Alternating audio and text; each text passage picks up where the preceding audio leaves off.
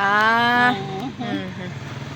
Naman ang tutrukan ko na ito na tamad bigla ada kahit nalo. Ano ko doon na-release ko doon siguro to kagyadang luto tanan kag hindi dumato na bawi.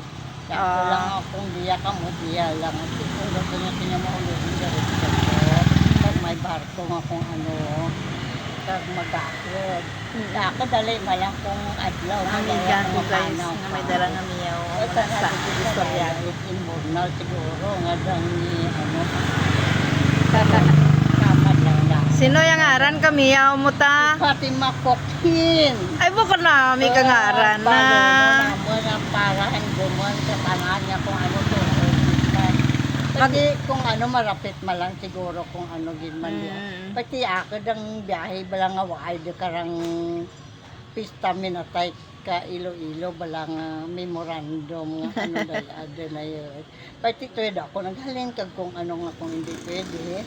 Sa Tigbawan sinapat ko na lang ay mako ti Gracia nga na hulog sa langit Santo Angel ko sa nagugpat sa ako nga lote sa lupang nga Santa Maria ka Santo Angel ko ay dumata ako magreklamo.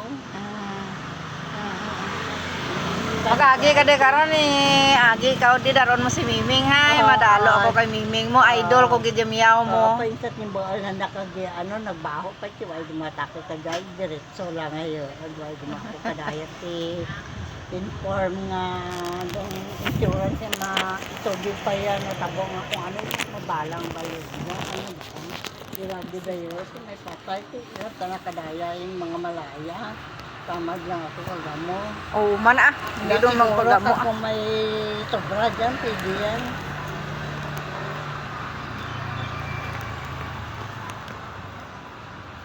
Ano ya igma ni Miming mo to? Ano nang bulok tinapay ko to ha. Oo. Badya sa kalakaan ha.